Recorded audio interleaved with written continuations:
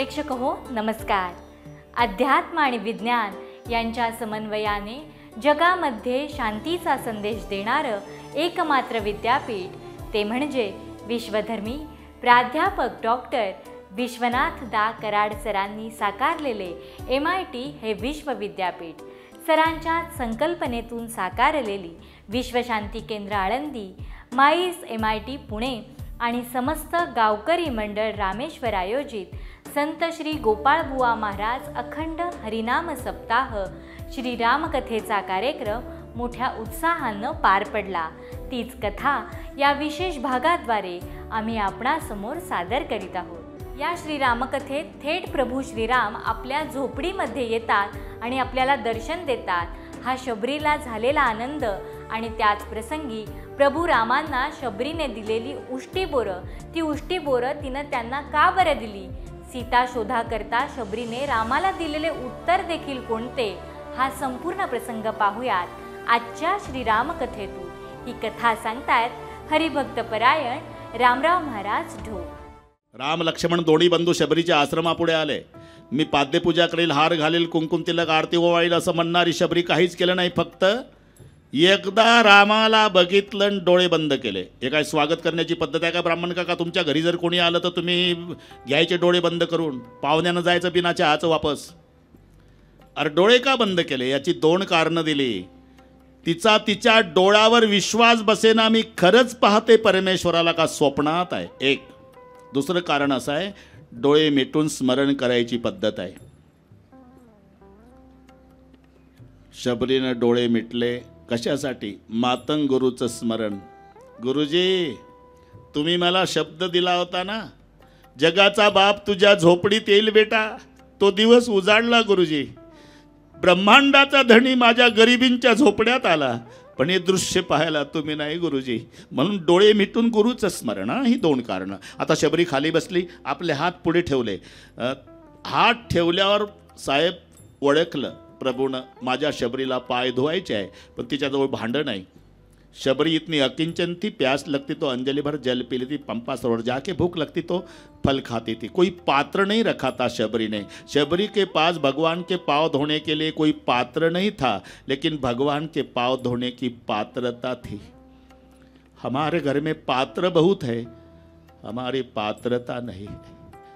खाली ठेवले हात, त्याच्यावर सरकवली पावलं प्रभूनं आणि मग डोकं टेकवलं शबरीनं. इतकी रडली, पाणी परात कोहात चुवई नाही, नय ननके जलसे पगत होई. प्रभूचे पाय अश्रूने धुवून काढले. प्रभूला बसायला दिला. कंदमूल फल सुरसाती देव राम को आणि प्रेम सहित प्रभू खाये बारंबार बखाणे. बोरं, त्यातली काही बोरं प्रभूंनी लक्ष्मणाला दिली. लक्ष्मणानं खाली टाकून दिली. तोंड हलवायचा कार्यक्रम सुरू केला. दादाला वाईट वाटू नये, पण लक्ष्मणीचं लक्षात आलं रामाच्या की हा नुसता तोंड हलवतो. लखन बेर क्यों नहीं खाते? लखन को पता लगा, पकड़ा गया. आप भी मत खाइए भैया, झूठे बेर है. तुम्ही नका खाऊ दादा, उष्टी बोरा आहे. मग प्रभूनं बघितलं, प्रत्येक बोर टोचलेलं. शबरी, प्रत्येक बोर टोचलेलं हे पक्षानं खाल्लेली बोरं आहेत का? नाही. मग माझ्या प्राणप्रिय परमेश्वराला आंबटत्वा तुरट बोर जाता कामा नये. माझ्या शुद्ध दातानं चाखलेली बोरं आहे प्रभू, शुद्ध दातानं. हे कोणतं कोलगेट वापरायची विठोबा मंजन? हे खरं बोलली अंतकरणापासून बरं का ब्राह्मण काका. शुद्ध दातानं चाकलेली बोरं, याचा अर्थ शुद्ध भावानं दिलेली. आणि मग प्रभूच्या डोळ्याला धारा लागल्या साहेब. लक्ष म्हणजे म्हणतात दादा रडताय. हा कारण सांगतो. 13 वर्षानंतर जंगलात शबरी नाही, माझी माय कौशल्या भेटली. लखन, ये प्रसादी बार बार नहीं मिलेगी, खाओ, फेको मत. तरी लक्ष्मण बोरं खात नाही. आणि इथे लोक काही शंका घेतात, लक्ष्मण आज्ञाधारी होता, प्रभूनं बोरं खा म्हटल्यावर का नाही खाल्ली? तो लक्ष्मण होता. लक्ष्मण कोणाला म्हणतात? रामाच्या भावाला. ठीक आहे, पण लक्ष्मण शब्दात दोन पद आहे, एक लक्ष, एक मन आहे. आणि संस्कृतमध्ये लक्ष मन यस्य सहा इथे लक्ष्मणः. लक्ष शब्दाला सप्तमी लावायची ब्राह्मण काका. सप्तमी म्हणजे गोकुळ अष्टमीच्या आदली नाही, व्याकरणातली. आत मध्ये ठाई, ई आ आत.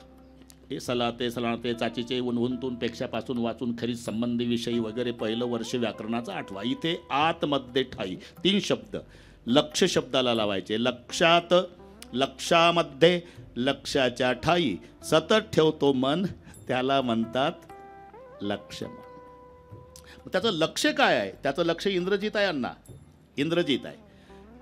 निराहार राहणार 14 वर्षे, त्याच्या हातून इंद्रजित मरणार. एक जरी बोर खाल्लं तर निराहार होताला बाधेल.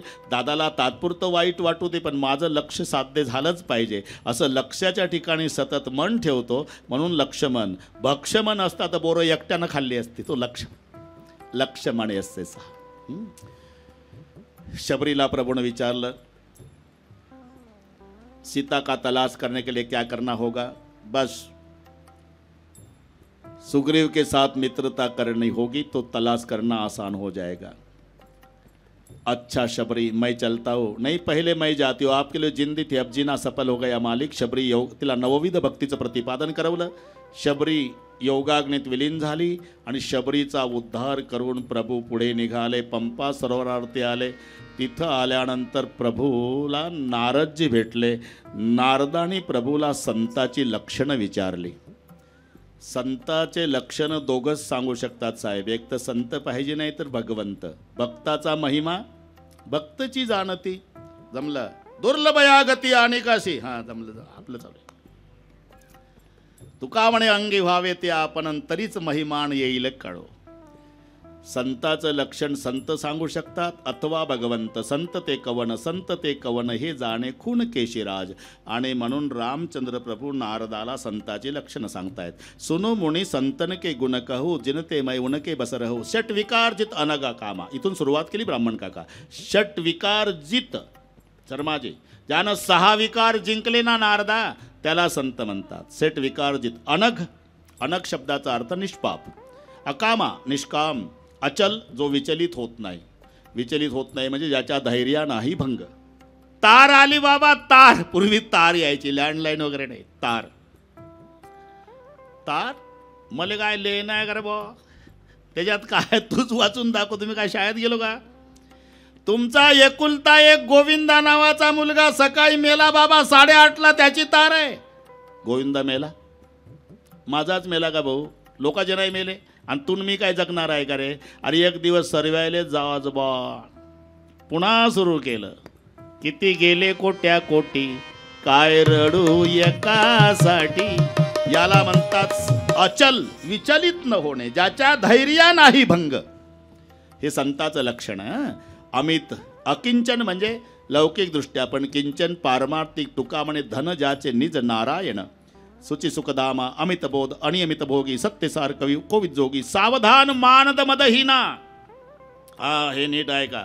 समाजाकडून आपला मान होणार नाही याची सतत सावधगिरी बाळगतो, त्याला संत म्हणतात. प्रभू श्रीराम आणि शबरी यांच्यातील कथा आपण आज बघितली. भेटूयात अशाच एका नव्या कथेसह पुढच्या श्रीरामकथेत. बघत रहा श्रीरामकथा विश्वशांती दर्शन या चॅनेलवर. जय श्रीराम. इथे श्रीमद रामचरितमानस सकल कलिकलशी दोन सणितो ते सोपान समाप्त. गणेश सरस्वती राम शिव पार्वती गुरुदेवाला वंदन करून चतुर्थ कांड म्हणजे किष्किंधा कांड सुरू झालं. रामचंद्र आणि लक्ष्मण दोन्ही बंधू ऋषमुख पर्वताच्या पायथ्याशी आले. ऋषमुख पर्वतावर 5 वानरं बसलेली आहे. नळणी, जामवंत, सुग्रीव, हनुमंत. त्यातल्या सुग्रीवाचं लक्ष गेलं. हनुमानजी, आम्ही तर काय बालीने भेजे होते तो